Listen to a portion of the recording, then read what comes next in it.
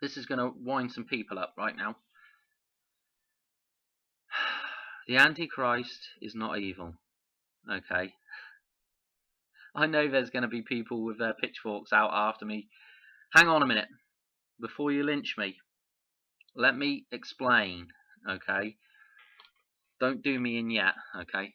Check out this. Nice right now. Okay. Because I know there's going to be some people that probably notice it and drop a comment or whatever. We got two things going on here. The first thing, before you can make an assumption of whether the Antichrist is good or evil or anything like that, we need to figure out what God is, okay? And this is probably going to upset some people as well, okay? We're existing right now, okay? And I've got other videos on this, so go check them out. But we're existing right now. We're material, okay? In order for something to manifest like this, we need to have the opposite. We need to have an immaterial realm as well. We need to have nothing. In order for something to exist, we have to have nothing on the other end of that. And those two things, guess what? In order for one to exist from the other, they have to exist simultaneously, okay? And, sorry, I've got an ant crawling up my leg. It's that time of year. In order for those things to simultaneously exist, they have to be perfectly balanced, okay? And this is what God is, okay? This is what source or whatever you want to call it is, okay? It's the perfect balance of something and nothing, okay? So, we've got three things going on here. We've got something, nothing, and balance. God, perfect balance, okay? So, could we assume that's the Holy Trinity? Okay, great. Now let's delve into the Antichrist, because we're in a system. Excuse me. We're in a system, right? We're material, okay? We're physical, okay? But we also have a mind that allows us to enter the fictional realm, to have ideas, to have an imagination, to have things that don't really exist apart from in our minds, like a dream, blah de blah. So where do we go with this from here, Dan? So we're unlike other animals, I think, in that respect, okay? We're able to assimilate knowledge in this mind and use that knowledge to create things like tools. And I've said this over and over again, you can have a knife, okay? And this is where we're getting into the Antichrist now, whether it's evil or not. You can have a knife. Up here is an idea. I want to butter my bread so I can have a nice sandwich, okay? So, I've had an idea for a knife, okay? There's a good connotation behind that, you know? I want that to be something good. Now, that idea comes, I make the knife so I can butter my bread, but then, guess what? Somebody else sees that idea and says, oh, I can use that to threaten another man. Well, a butter knife might not be no good, but if you sharpened it up, you know, you could threaten another man with it, right? So now we're getting into the essence of why an idea which is fictional, which an idea has no good or bad connotations in its own fictional realm. It's nothing. It's completely neutral. The same way as nature is completely neutral. I mean, until we go along screwing up nature, everything's perfectly balanced. It all just works. You know, animals go about their business, they get fed for free, and they just be themselves, do what nature intended them to do, and guess what? They give back to nature doing another job for free. Okay? So it's a perfectly balanced system until we stick our little balls in and start messing it up. The same with the fictional side of things. The immaterial realm is not doing anything until we stick our little minds in there and start manifesting stuff into reality. We pull that idea out of that realm into reality, and then what we do with that idea from then on, what the man does with it, either gives it a positive or negative connotation. I don't know why I keep saying connotation. I don't know if that's even the right word. But I don't want to have to do this video. You get my idea anyway. So if we have what I call nature is Christ. Christ is the metaphor for nature, the personification of nature. We have the Antichrist, which is the fictitious system. Okay, that idea there has come. The ideas that are coming out of there are then supposed to be balanced by man. Okay, this is why we are created in the image of the Creator. Okay, because we've got two things that we're supposed to be balancing. Okay, that's what the Creator does. It balances those two things.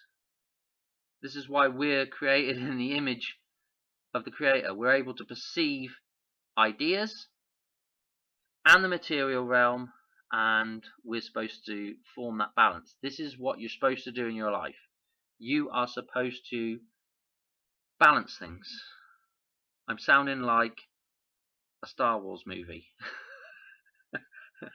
Okay, this is the purpose. When you walk the path, you're in perfect balance. Okay, everything just comes to you. It just works out great. Okay, when you're in perfect balance. Okay, so we are the image of the Creator. Okay, anyway, I think I'll drop just a little bit about the Bible in here, about Adam and Eve. Okay, whether you believe the story or not, there's a message there. Okay, and the message is the tree of knowledge, okay, bears a fruit, right? And the tree of knowledge is this mind in here that's able to assimilate knowledge, okay, and from there generate a fruit, which is a material thing. Okay, the fruit is the tool, is the butter knife that I've just described. Okay, and that butter knife can be used for good or it can be used for evil. Okay, man makes the decision. Man has free will to make the decision, okay, on how he wants that thing to be used, good or evil. Okay, so believe it or not, the Antichrist could actually be a positive thing if we wanted it to be. But boy, I don't know, maybe that's the golden age, you know, when everything is just way up there in the positive realm. But anyway, what we really want to do is just find balance, because that's a great place to be. Okay, anyway, so the Adam and Eve idea, taking this fruit, taking this idea into a manifest form, and then consuming it, using it, and therein lies a lot of our problems. Okay, why is Eve the one that's, you know, dragging Adam off to do the thing? Why is she the I can't think of the word, the oh, I don't know, anyway. But the reason why she's portrayed as being the you know, the kind of the distraction there that took Adam into that idea. Man, I'm not making much sense right now. But the reason why they use Eve in that story is because it's just, think about yourself if you're a guy. I mean, it's just basic instinct, okay, to be allured by you know, basic instincts. Okay, what more do I say? Oh, that didn't make much sense right there. I apologise about that bit. But anyway, that's why Eve is the bad guy and all that, you know. And then, of course, Eve blames it all on the serpent as well, which that could come back to the actual physical part of the body that is able to generate those, the knowledge, or let us assimilate the knowledge that we need in order to generate these ideas, and then go down the wrong path. Anyway, enough waffle, because it would be nice to get this done in 15 minutes. Let's cut straight into the this trinity.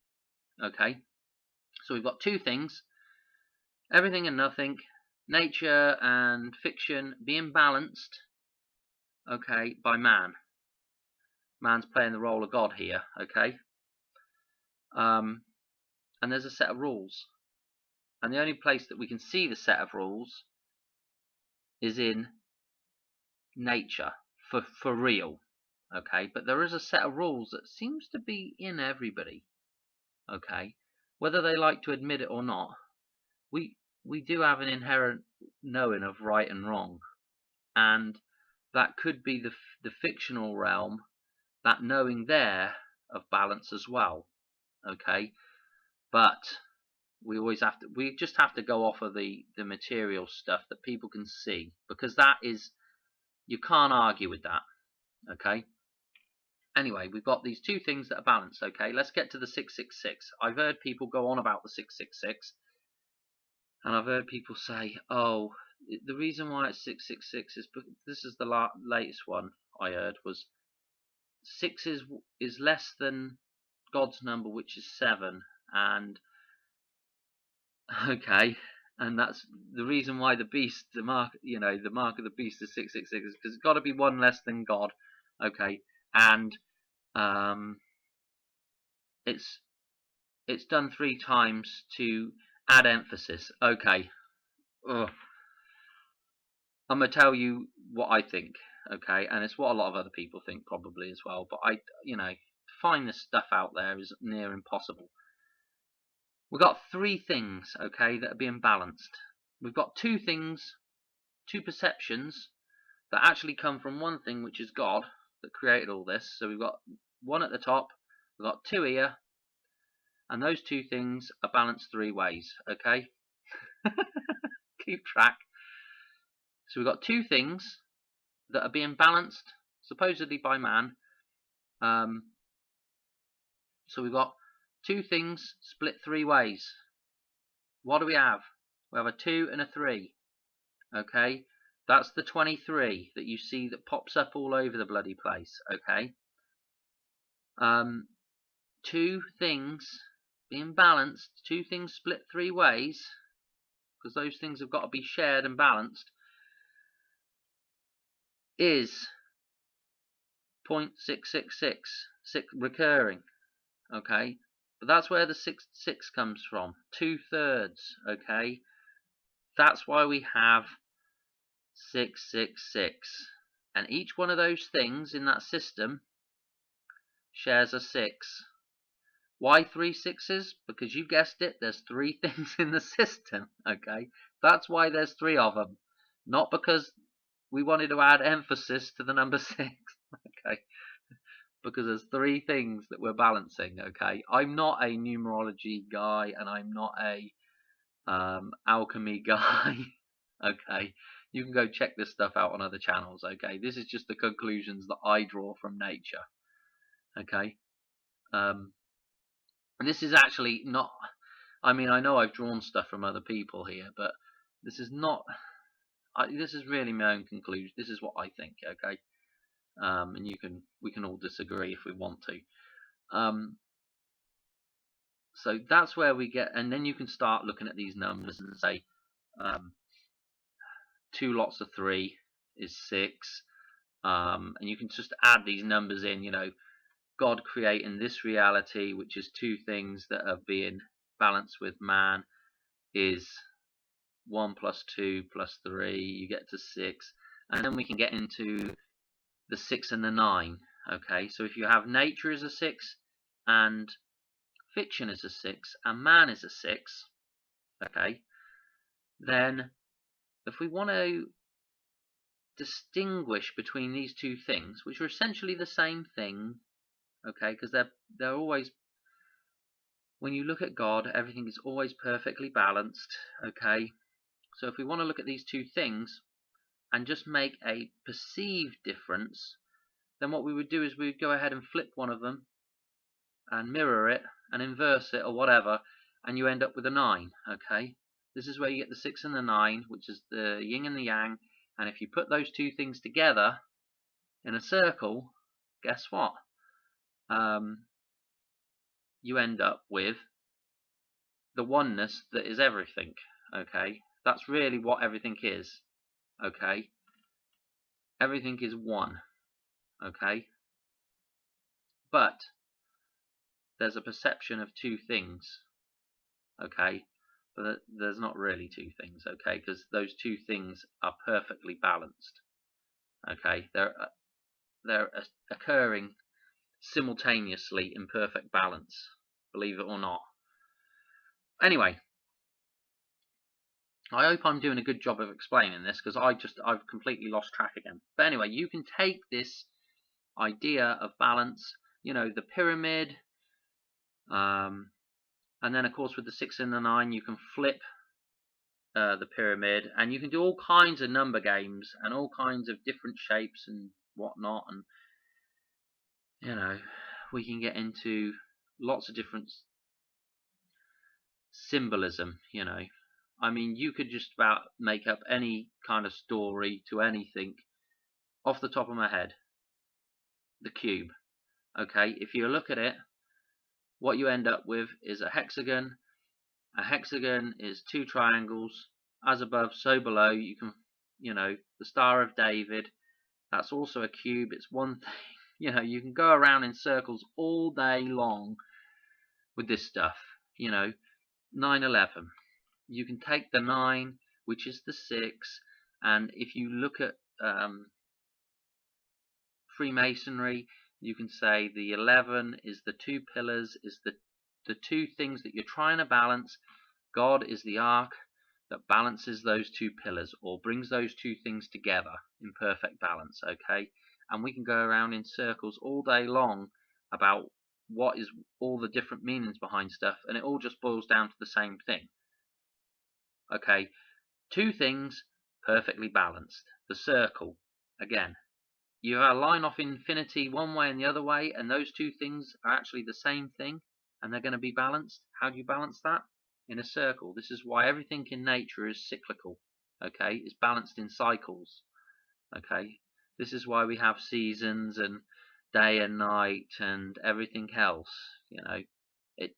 It's not duality, and it's not really duality. You're just having a perception of it. I mean, the sun doesn't go on and then off. There is a cyclical balancing force there, okay? Anyway, I think I've done this one to death now. You can pretty much interchange the flux capacitor of the Trinity into anything you want. You can put the Father, the Son, and the Holy Ghost. You can put nature, fiction, the legal system, man, and of course in the center of that you can rotate that flux capacitor.